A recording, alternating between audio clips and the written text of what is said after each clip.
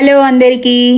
Bananas ఊరికే పాడైపోతూ ఉంటాయండి, త్వరగా పండిపోతున్నాయి, కలర్ మారిపోతాయి, తినబుద్ధి కాదు. సో అలాంటి టైంలో పడేసే కంటే ఇలా బనానా అండ్ కోకోనట్ బ్రెడ్ చేసుకోవడం మంచిదండి.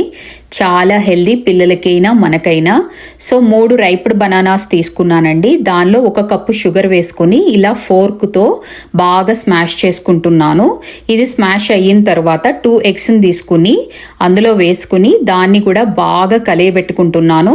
ఫోర్క్తో 1 డైరెక్షన్లోనే కలుపుకోవాలి అండి, అప్పుడే మనకి ఎయిర్ బబుల్స్ ఫామ్ అవుతాయి.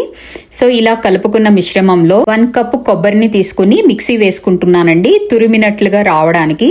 ఇలా ఈ తురుముని ఆ మిశ్రమంలో వేసుకుని ఫోర్క్తో బాగా మళ్ళీ కలియబెట్టుకుంటున్నాను. 1 డైరెక్షన్లోనే చేసుకోవాలి అండి. కొబ్బరి ఉండల్ని చిదుముతూ చక్కగా కలియబెట్టుకుంటున్నాను. ఇలా కలియబెట్టుకున్న మిశ్రమంలో ఇప్పుడు 1.5 కప్ గోధుమ పిండిని యాడ్ చేసుకుంటున్నానండి.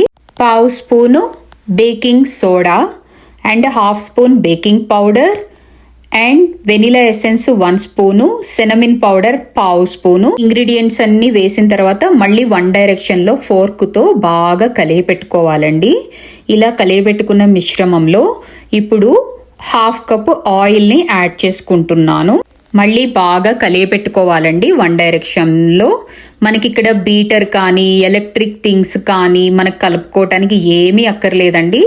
ఫోర్క్ హెల్ప్తో చక్కగా కలుపుకోవచ్చు ఈ బ్యాటర్ని.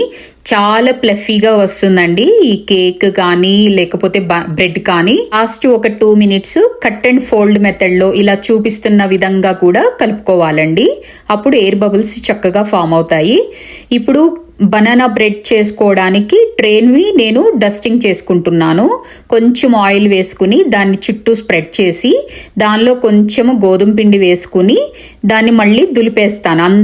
అంతటికి పట్టించి ఆ పిండినంతా తీసేస్తాను బయటికి. అలా డస్టింగ్ చేసుకున్న ప్యాన్లో మనం కలుపుకున్న మిశ్రమాన్ని వేసుకుంటున్నాను. వేసుకుని ఎయిర్ బబుల్స్ ఏమీ లేకుండా ఇలా కొంచెం ట్యాప్ చేసుకుని దాని మీద ఆల్మండ్ ఫ్లేక్స్ కొంచెం డెకరేషన్ కోసం చేసుకుంటున్నానండి. కొంచెం స్ప్రెడ్ చేస్తున్నాను ఆ కేక్ పైన. సో ఇలా చేసుకుని ఇప్పుడు 350 డిగ్రీస్లో నేను ప్రీహీట్ చేసుకుంటున్నానండి ఓవెన్. 50 డిగ్రీస్తో 30 మినిట్స్ కుక్ అయితే సరిపోతుందండి బేకింగ్. చాలా ప్లఫీగా వచ్చింది. దీని డీమౌల్డ్ చల్లారినాక తీసుకోవాలండి. చల్లారిన తర్వాత చుట్టూ మనం చాక్తో కొంచెం ఇలా అంటే వచ్చేస్తుంది. సో దీన్ని చక్కగా కట్ చేస్తున్నా చాలా ప్లఫీగా వచ్చిందండి.